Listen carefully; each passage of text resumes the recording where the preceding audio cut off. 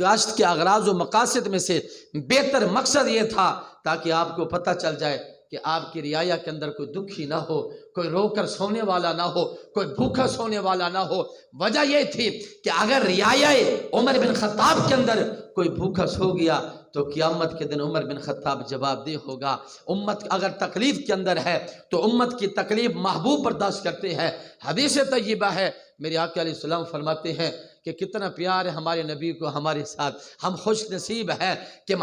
ہمارے پیارے محبوب کو محبت کتنی ہے کہ میرے آقا علیہ السلام فرماتے ہیں اے لوگو، اگر کانٹا میرے امتی کو چبھتا ہے، تکلیف میرے امتی کو ہوتی ہے، وہاں پر چبھن کا شکار میرا امتی ہوا ہے، لیکن اس تکلیف کا احساس میں محمد کرتا ہوں۔ میرے آقا علیہ السلام ارشاد فرماتے ہیں کانٹا چھے جائے کہ اگرچہ اس کے پاؤں میں چبھا ہے، ظاہراً تکلیف اسے ہے، سی کی آواز اس کی نکلی ہے، چیخ اس کی نکلی ہے، لیکن اس تکلیف کا جو احساس ہے فرمایا میں محمد محسوس کرتا ہوں۔ تو مطلب یہ ہے عمر بن خطاب کا بھی ایمان نظریہ تھا کہ اگر میری رعایا میں سے کوئی بھوکا سو گیا تو میرے محبوب کو محسوس ہو جائے گا، آپ کی رحمت جو ہے، آپ کی روحانیت میرے سے دور ہو جائے گی۔ اور اتنا خیال کرتے تھے عمر بن خطاب رضی اللہ تعالیٰ عنہ۔ یہ وہ لمحات ہیں کہ آج امت رو رہی ہے، آج امت کا کوئی پرسان حال نہیں ہے، آج امت لوارثہ ہو چکی ہے،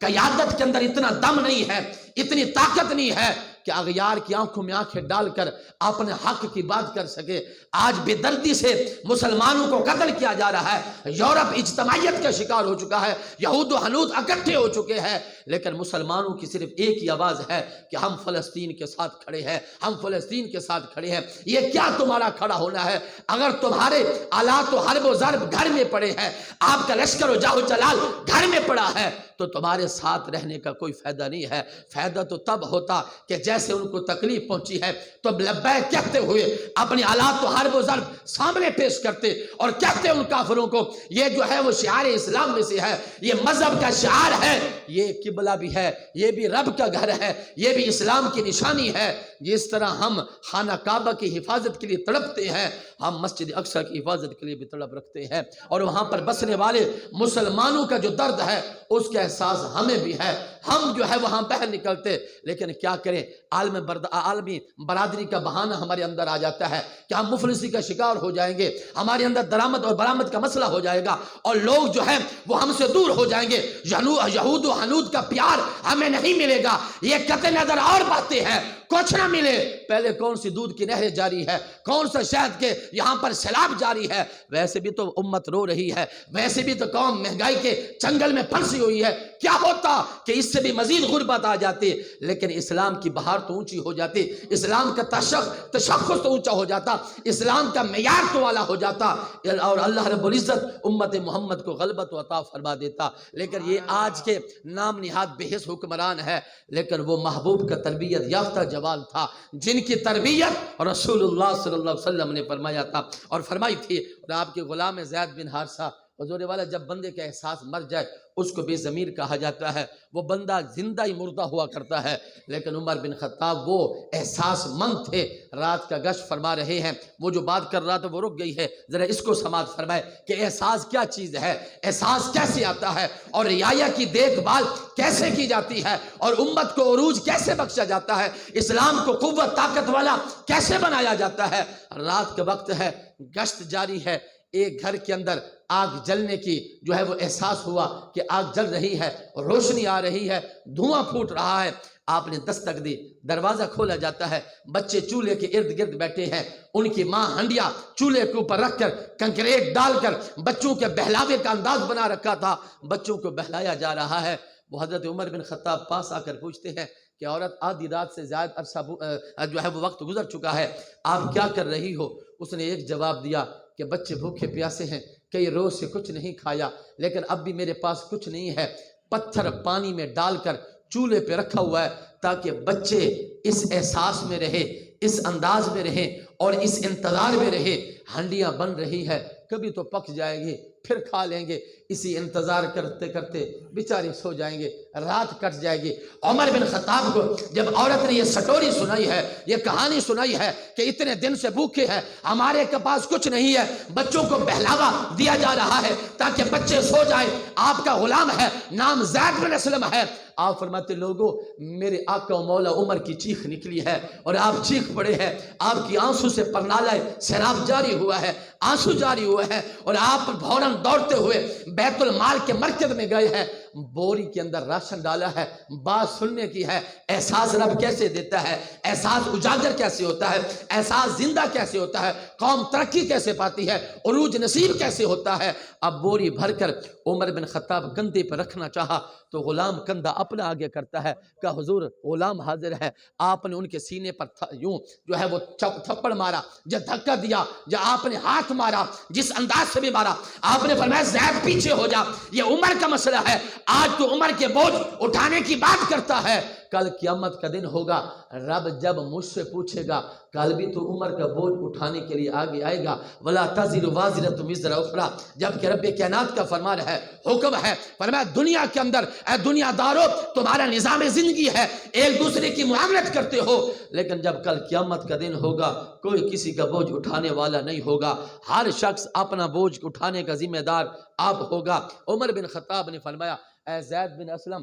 بڑی تو میری تابعداری کر رہا ہے، بڑی میری طرفداری کر رہا ہے، میرے سے اظہار محبت کر رہا ہے، اظہار شفقت و رحمت کر رہا ہے کہ میں تیرا آقا و مالک ہوں، اور اپنا کندھا میرے بوجھ کے لیے دے رہا ہے، ہاں ہاں دے ضرور، لیکن پہلے یہ بتلا کل قیامت کے دن بھی عمر کا بوجھ اٹھائے گا؟ کل قیامت کے دن جب عمر پکڑا جائے گا، حالانکہ مقام کتنا رفیع ہے، جن کے لیے رسول اللہ فرمائے لو کان بعد نبی لکان عمر، اے لوگو اگر میرے بعد نبوت کا دروازہ تام ہوتا، کھلا ہوتا، مفتوح ہوتا، تو نبوت کی صلاحیت اور استعداد رکھنے والا، کوالٹی رکھنے والا شخص اگر کوئی دیکھا جاتا تو وہ عمر بن خطاب کا سینہ تھا، لیکن نبوت کا دروازہ بند ہو چکا ہے، نبوت مکمل ہو چکی ہے، اتنی بڑی طاقت رکھنے والا جوان ہے، لیکن رو رہا ہے کہ قیامت سے ڈر رہا ہے کہ اگر مالک نے روک کر سامنے پوچھا اے عمر میری مخلوق کے ساتھ کیا کیا تھا تو عمر کیا جواب دے ہوگا۔ اس کو احساس کہتے ہیں، یہ ہو حالانکہ نیکیوں کا انبار ہے، نیکیوں کا خزانہ ہے،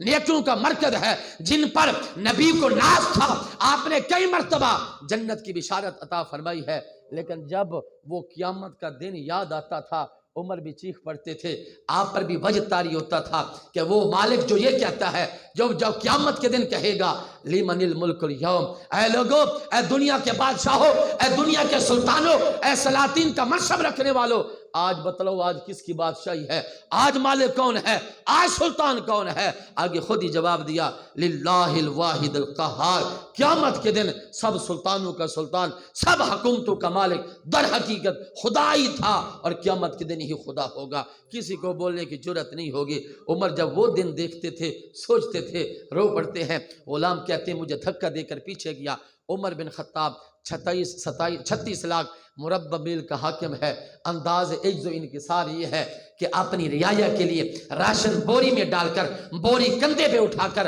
آپ جا رہے ہیں، یارو آج کا چھوٹا سا افسر ہے، اس کی ٹور ہم سے سنبھالی نہیں جاتی، لیکن تاجوروں کا تاجور ہے، سلطانوں کا پیشوا ہے، پیر ہے ان کا، لیکن بوجھ اٹھا کے جا رہا ہے۔ اور زید کہتے ہیں لوگوں میں کیا بتاؤں میرے مالک کا انداز کیا تھا، اس کی کیفیت کیا تھی۔ جب گھر پہنچے ہیں خود ہنڈیا تیار کی ہے، عورت کو دور بٹھایا گیا ہے، یار اتنا بڑا حاکم ہو، اتنے بڑے منصب کا مالک ہو، ہنڈیا پکانا بھی جانتا ہے، روٹیاں بنانا بھی جانتا ہے، اگر چولہے میں آگ بجھ جائے پھونک مارنا بھی جانتا ہے، اور اگر سنیے آپ جانتے ہیں آج گیس رکھنے والے ہو دھوئیں کا پتہ نہ ہو، لیکن وہ چولہے جو لکڑیوں پر چلتے ہیں جلتے ہیں ان کے اندر دھواں اٹھتا ہے، جب شعاع نمک ماند ہو جاتی ہے اور انگارے بالکل بجھنے کے قریب ہوتے ہیں، پھر لکڑیوں کے ساتھ جو ہے وہ آگ نہیں لگتی، دھواں مارنا پڑتا ہے، لیکن جب دھواں مارنے والا پھونک مارتا ہے دھوئیں کے اندر جو ہے پھونک مارنی پڑتی ہے، اور جب وہ پھونک مارتا ہے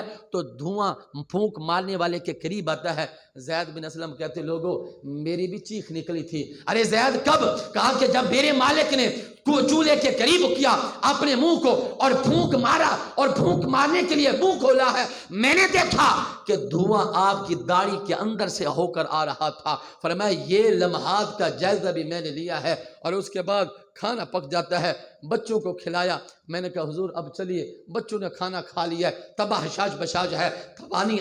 توانائی آ چکی ہے، اب ہم اپنا راستہ پکڑتے ہیں، رات کافی بھی چکی ہے۔ عمر نے کہا نا بیٹھ جا۔ جن بچوں کو روتا دیکھا تھا، جب تک ہنستا نہ دیکھے عمر یہاں سے نہیں اٹھ سکتا، عمر نہیں جا سکتا۔ ان کو اپنی آنکھوں سے جب تک ہنستا نہ دیکھے، میں نے ان کو روتا دیکھا تھا، جب تک ان کو ہنستا نہ دیکھوں تب تک عمر نہیں جا سکتا۔ زید بن اسلم کہتے ہیں لوگوں، میں بالکل، میرے جو حواس تھے وہ بالکل جواب دے جاتے ہیں کہ عمر بمثل جانور ہوتے ہیں، اپنے ہاتھ زمین پر رکھتے ہیں اور اس انداز سے چلتے ہیں جیسے 4 ٹانگوں والا جانور چلتا ہے۔ آپ اچھلتے بھی ہیں، کودتے بھی ہیں اور چلتے بھی ہیں، دوڑتے بھی ہیں۔ انداز ایسا بنایا، اچھل کر، کود کر، تاکہ ان بچوں کو وہ اس سے جو ہے لطف اندوز ہوں اور ان کے اندر سے جو خوشی ہے وہ غم مٹ جائے، خوشی آئے۔ زید بن اسلم کہتے ہیں میرے مالک اچھلتے کودتے رہے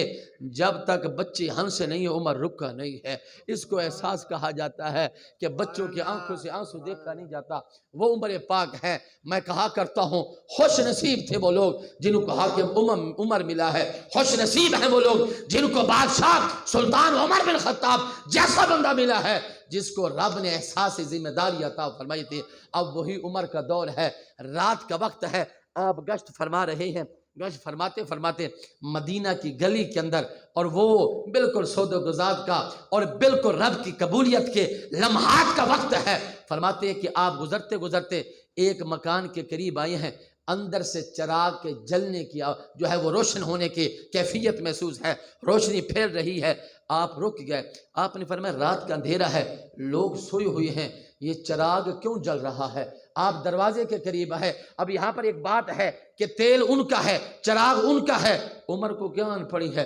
مالکوں کی مرضی ہے، کب تک جلاتے رہے۔ عمر کون ہوتا ہے؟ لیکن بات احساس کی ہے، جائے کہ تیل ان کا ہے، مالک ان کے ہے، لیکن رعایت تو ان کی ہے نا، رعایت تو ان کی ہے۔ بے وقت تیل جل رہا تھا، آپ نے دروازے پہ دستک دی اور کان لگایا، لیکن آگے تو عشق و محبت کا مرکز بنا بیٹھا تھا۔ حدیث پاک کے الفاظ ہے، اندر ایک بڑھیا خاتون ہے جو اون کاٹ رہی ہے، چرخہ چلا رہی ہے، چرخہ بھی چلا رہی ہے، اور اپنے قلوب و اذہان کو عشق مصطفی سے مزین کر کے بیٹھی ہے، اور ہاتھ ان کے کام پہ ہے، توجہ اور ذہنی توجہ کام پر ہے، ہاتھ کام پر ہے، لیکن زبان عشق مصطفی سے لبریز ہو چکی ہے۔ دل میرے محبوب کے عشق کے اندر مست ہے، توجہ جو ہے ذہن کام پر ہے، در حقیقت دل جو ہے وہ میرے محبوب کی یاد کے اندر مصروف ہے۔ وہ وہاں پر نعت پڑھ رہی تھی، رات آخری کا پہر ہے، رات گزر رہی ہے، اپنے قیمتی لمحات کی طرف ہے۔ عمر بن خطاب دروازے پر کان رکھتے ہیں، اندر سے اماں بڑھیا کی آواز آتی ہے اور کیا کہتی ہے؟ علی محمد صلاۃ الابرار، میرے محمد وہ ہے جن پر نیک لوگوں کا درود ہو، میرے محمد وہ ہے جن پر نیک لوگوں کا درود ہو۔ علی محمد صلاۃ الابرار، میرے محمد وہ ہے جن پر نیک لوگوں کا درود ہو۔ اور آگے ارشاد فرمایا صلی علیہ الطیبون الاطہار، اے پیارے محبوب علیہ السلام، آپ کی ذات پاک وہ ہے کہ جن پر نیک ہی درود پڑھتے ہیں، جو نیک و پسندیدہ ہوتے ہیں وہ آپ پر درود پڑھتے ہیں۔ اور آگے کہتی ہے، اور بڑا اعلیٰ جملہ کہا کہ وَأَقَدْ كُنْتَ قَوَّامًا بُكَانْ بِالْأَسْحَارِ، اے پیارے محبوب آپ تو وہ ہیں جو راتوں کو کھڑے ہو کر رب کی بارگاہ میں کھڑے ہو کر قیام کیا کرتے تھے اور امت کی یاد میں رویا کرتے تھے۔ اے محبوب آپ تو وہ ہیں وَقَدْ كُنْتَ قَوَّامًا بِالْبُكَاءِ بِالْأَسْحَارِ، البکاء بالاسحار، اے پیارے محبوب آپ تو وہ ہیں جو رات کو قیام کیا کرتے تھے اور محبوب کی یاد، اپنی امت کی یاد میں رویا کرتے تھے۔ اتنا شعر کہنے کے بعد پھر وہ اپنے بارے میں کہتی ہے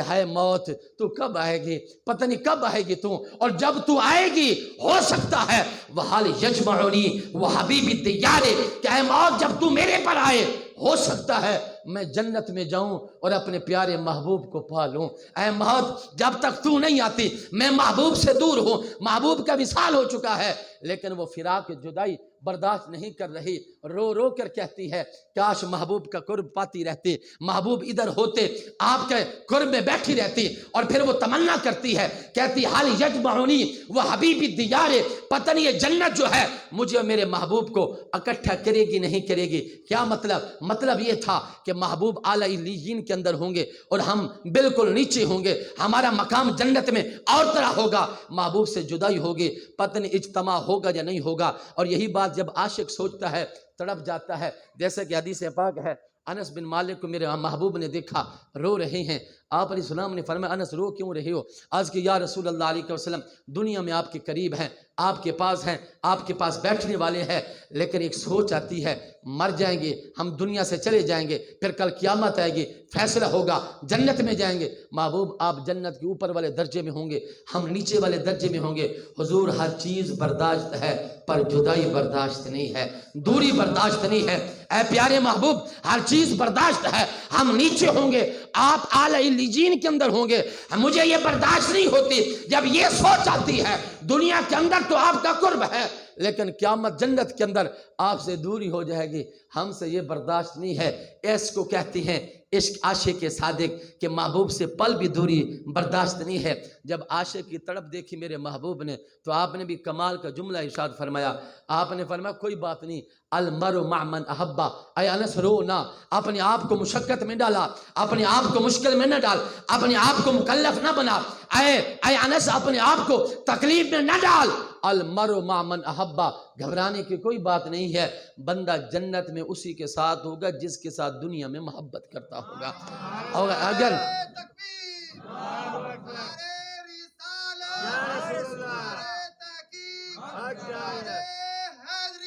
رونے کی کوئی بات نہیں ہے، گھبرانے کی کوئی بات نہیں ہے، یہ کوئی دوری نہیں ہوگی۔ المرء مع من احبا، روتا کیوں ہے کہ ہم جنت کے اندر تو اسی کے ساتھ ہوگا جس کے ساتھ دنیا میں محبت کرتا ہوگا۔ اور آگے انس بڑی کمال کی بات کر گئے، آپ فرماتے تھے لوگوں سنو، رب نے مجھے دولت کثیر عطا کی ہے، اولاد کثیر عطا کی ہے، منصب کثیر عطا کیا ہے، میرے پاس ہر نعمت و دولت ہے، مجھے اس پہ کوئی خوشی نہیں ہوئی جتنی خوشی محبوب کے اس جملے پر ہوئی ہے۔ کیا کہ المرء مع من احب